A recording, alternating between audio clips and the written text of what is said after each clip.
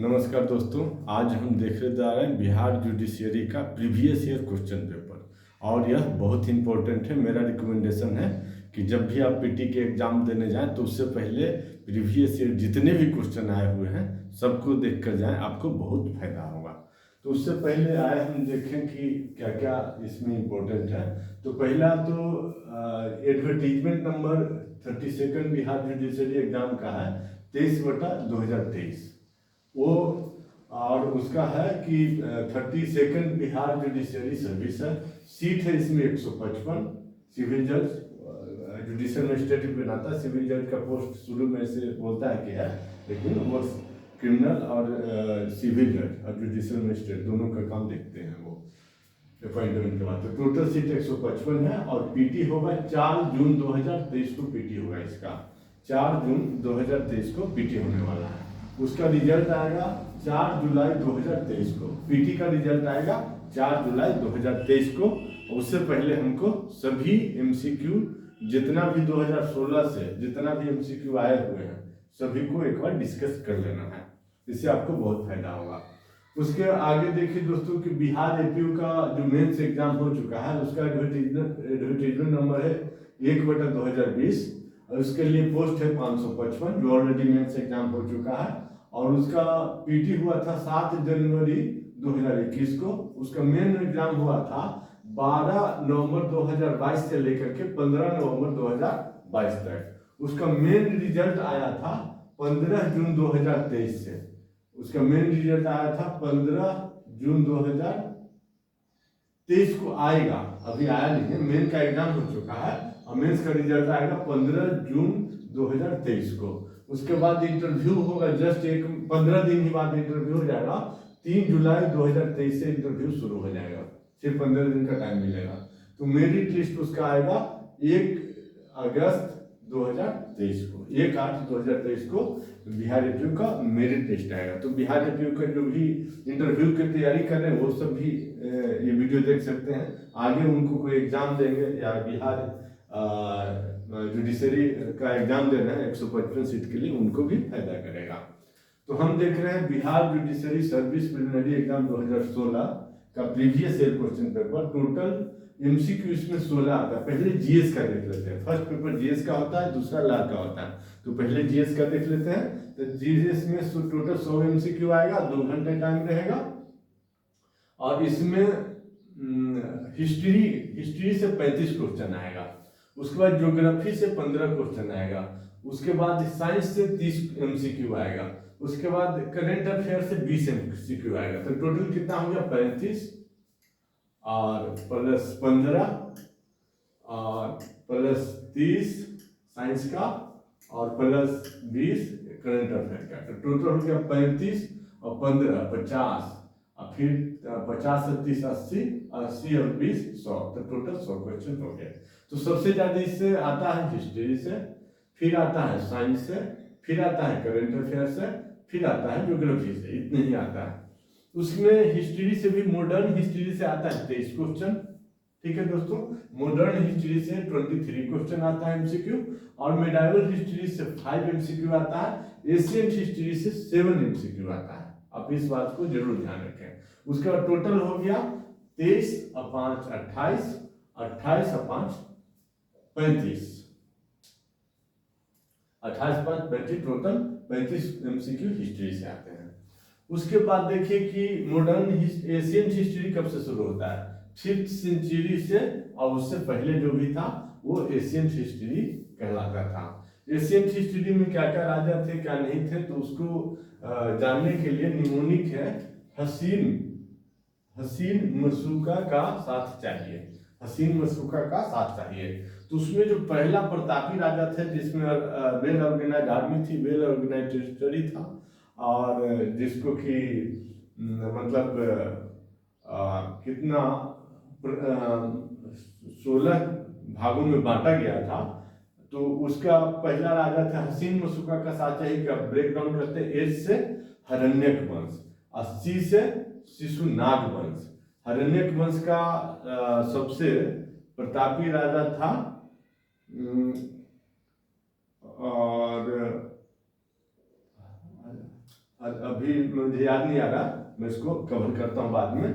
उसके बाद हरण्यक वंश, फिर उसके बाद शिशुनाग वंश, उसके बाद नंद वंश, उसके बाद म से हो जाएगा मौर्य वंश, सु से होगा शुंग वंश, क से हो जाएगा कानवा वंश, और सात से हो जाएगा सातवाहन वंश। चाहिए से फिर चौहान वंश आ गया, राजपूतों का शासन हुआ। फिर इंडिया पर किसने शासन किया? मुस्लिम ने शासन किया। फिर इंडिया पर किसने शासन किया? क्रिश्चियन ने शासन किया। फिर इंडिया पर शासन अभी कौन कर रहा है? तो अभी कर रहा है डेमोक्रेसी आ गया। जब 15 अगस्त 1947 के बाद अंग्रेज चले गए तो अभी डेमोक्रेसी आ गया। फिर से इसको देख लेते हैं। एशियंट इंडिया में आ गया हसीन मसूका का साचय, ह से हरण्यक वंश, और सी से शिशुनाग वंश, एन से नंद वंश, और एम से मौर्य वंश, सु से शुंग वंश, क से कानवा वंश, सात से सातवाहन वंश, के लिए कुछ नहीं है, सातवाहन वंश, चाहिए से चौहान वंश, मतलब राजपूतों का शासन आया। और इस तरह से एशियन हिस्ट्री समाप्त हो गया। उसके बाद Asian history end with the start of Mughal empire, नहीं, मिडाइवल हिस्ट्री फिर शुरू हो गया। कब से? 6th सेंचुरी से लेकर के 16th सेंचुरी तक मिडाइवल पीरियड बोलते हैं। तो medieval period end with the start of Mughal empire in 1526, है ना। 1526 से पहले कौन कौन था? तो गुलाम वंश दिल्ली पर शासन करता था, मुस्लिम का ही शासन था। कुतुबुद्दीन ऐबक उसका पहला राजा था, और इब्राहिम लोधी दूसरा लास्ट राजा था। इब्राहिम लोधी को हरा करके बाबर ने 1526 में पानीपत के युद्ध में हरा करके, और वो मुगल वंश की स्थापना किया। और मुगल वंश के प्रतापी राजा कौन कौन थे? इसका निमोनिक है भाजसा, मतलब भ से बी से BHAJ से भाजसा, भाजपा का कर दीजिए आप भाजसा। बी से बाबर, एस से हुमायूं, उसके बाद अकबर, उसके बाद जहांगीर, उसके बाद शाहजहां, उसके बाद औरंगजेब। फिर से देखते हैं इसको, भाजसा। बी से बाबर, एस से हुमायूं, ए से अकबर, जे से जहांगीर, एस से शाहजहां, एस से औरंगजेब। उसके बाद लगभग डोमिनेंस रहा अंग्रेजों का, और बाकी जो ज्यादा रहे उतने योग्य नहीं थे, उतने प्रतापी नहीं थे, उतने वीर नहीं थे, और उनका प्रभाव घटता गया। फिर अंग्रेज बंगाल पर कब्जा किया, फिर उत्तर प्रदेश पर किया, और फिर ऐसे कर करके पूरा नॉर्थ इंडिया पर किया, फिर ऐसे करके पूरा इंडिया पर उसने कब्जा कर लिया। किसने? डायरेक्ट या इनडायरेक्ट रूप से। प्रिंसली स्टेट थे, उनको इनडायरेक्ट कब्जा था, वो टैक्स वगैरह देता था अंग्रेज, जान लीजिए आप। तो वो अंग्रेज ने कब्जा कर लिया। तो कहता है कि medieval period end with the start of Mughal empire 1526 में, और 1526 से हो जाएगा मॉडर्न पीरियड शुरू। अब मॉडर्न पीरियड 1526 से शुरू हुआ, तो इसमें Babur defeated Ibrahim Lodi in Panipat and capture the throne of Delhi. अब हो गया मॉडर्न हिस्ट्री शुरू। तो कुछ लोग बोलते हैं कि 1600 से मॉडर्न हिस्ट्री शुरू हुआ, जब से अंग्रेज ने शासन करना शुरू कर दिया। किस पर? इंडिया पर। तो नहीं, 1526 से मेन है, और यही इसको हम मेन मान के चलें कि 1526 से मॉडर्न पीरियड शुरू हो गया। उसके बाद अभी देख रहे हैं हम लोग प्रीवियस ईयर क्वेश्चन पेपर, जिसमें Bihar judiciary service preliminary exam 2016 का क्वेश्चन पेपर पहले देखते हैं। और पेपर 1 है जनरल स्टडी का, और इसमें 100 MCQ आता है, और इसमें 2 घंटा का समय दिया जाता है। अब पहला क्वेश्चन है कि who was the founder of Deccan education society. पहले तो डेक्कन प्लेट्यू है कहाँ? तो डेक्कन प्लेट्यू पूरा महाराष्ट्र जो है डेक्कन प्लेट्यू पर स्थित है। महाराष्ट्र से थोड़ा सा बाद भी, इवन के हैदराबाद भी, इवन के थोड़ा तेलंगाना भी कवर करता है ना। आप मैप में शायद नहीं दिख रहा होगा, ये पूरा महाराष्ट्र कवर करता है, तेलंगाना भी थोड़ा कवर करता है, थोड़ा सा आपको कर्नाटक भी कवर करता है। डेक्कन प्लेट्यू पठार पे स्थित है। पठार और पहाड़ में क्या अंतर है? पहाड़ की हाइट काफी रहता है, उस पर चोटी रहता है, लेकिन पठार है जो ऊपर समतल रहता है, हाइट कम होता है, इस पर लोग बच सकते हैं। जैसे मैं अभी खड़ा हूँ डेक्कन प्लेट्यू पे, मैं यह वीडियो पुणे से बना रहा हूँ, तो यहाँ क्या देखो बहुत सारे घर बना हुआ है, ये भूमि समतल है, लेकिन यहाँ पानी कितना फीट निकलता है? तो 350 फीट, उसमें भी मात्र 3 या 4 महीना पानी आएगा, मैक्सिमम 6 महीना पानी आएगा। बाकी 6 महीना पानी आपको पीने के लिए टैंकर से मंगाना है, क्योंकि 350 फीट पर भी पानी नहीं है।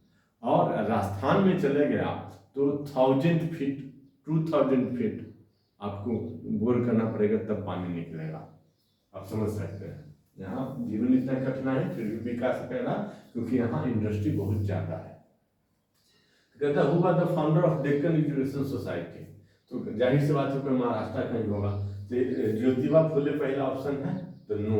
और ज्योतिबा फुले का जन्म 1827 में हुआ और 1890 में वो उनका डेथ हो गया। तो लगभग आप बोल सकते हैं कि 30 तो 63 सालें जिंदा रहे। उसके बाद फिरोज शाह मेहता, इनका जन्म 1845 में हुआ और 1915 में ये एक्सपायर कर गए। तो लगभग आप बोल सकते हैं कि 55 और 70 साल जीवित रहे। उसके बाद थर्ड में है एमजी रनाडे, जो कि 1842 में जन्म लिए और 1901 में मर गए। तो इनका ले लो 60, लगभग 59 ईयर ही जिंदा रहे। उसके बाद है बाल गंगाधर तिलक, जो 1856 में जन्म लिया, 1920 में ये इनका डेथ हो गया। सॉरी, तो इन्होंने आप ले लो 40, 44 और 44 और 20, 64 साल जिंदा रहे। तो आंसर है इसका बाल गंगाधर तिलक ने डेक्कन, है ना, डेक्कन एजुकेशन सोसाइटी की स्थापना किया था बाल गंगाधर तिलक ने। ठीक है। और एमजी रनाडे के बारे में जानते हैं। तो एमजी रनाडे क्या थे? तो एमजी रनाडे थे गोपाल कृष्ण गोखले के गुरु, गोपाल कृष्ण गोखले के गुरु थे। और गोपाल कृष्ण गोखले के गुरु थे। और गोपाल कृष्ण किसके गुरु थे? मोहनदास करमचंद गांधी, गांधी जी के गुरु कौन थे? गोखले साहब थे, गोपाल कृष्ण गोपाल जी के गोखले, मराठी थे उन्होंने। और इनका गुरु कौन थे? तो इनका गुरु थे एमजी रनाडे, एमजी रनाडे। तो पहले महाराष्ट्र और गुजरात दोनों एक ही स्टेट था और उसका नाम था गुजरात, महाराष्ट्र बाद में अलग हुआ। ठीक है।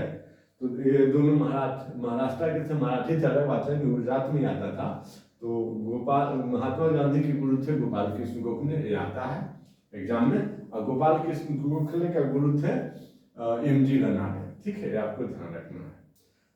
उसके बाद नेक्स्ट क्वेश्चन चलते हैं। मैन्युस्क्रिप्ट ऑफ अर्थशास्त्र वाज डिस्कवर्ड बाय, मतलब अर्थशास्त्र किसने लिखा? तो चाणक्य विष्णुगुप्त ने लिखा।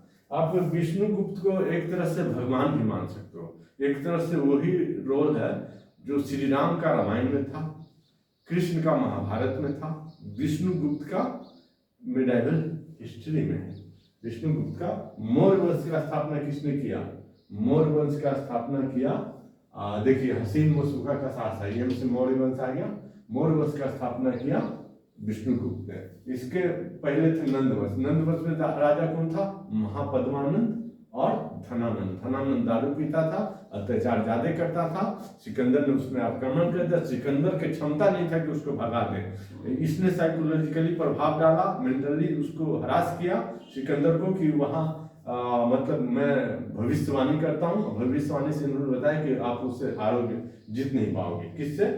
धनानंद से। इसलिए सिकंदर को वापस भेजा और सिकंदर को धनानंद को वध करवाया कि उन्होंने चंद्रगुप्त मौर्य ने, है ना। विष्णुगुप्त या चंद्रगुप्त मौर्य, चंद्रगुप्त मौर्य ने, चाणक्य या विष्णुगुप्त ने, चंद्रगुप्त मौर्य ने उनका वध किया और वध करके वहां के पटना की गद्दी पर बैठा। पटना की गद्दी मगध की गद्दी, या बोल सकते हो इंडिया का राजधानी पटना था, पाटलिपुत्र था, उसके गद्दी पर बैठा। फिर उन्हें मौर्य वंश ने शासन किया,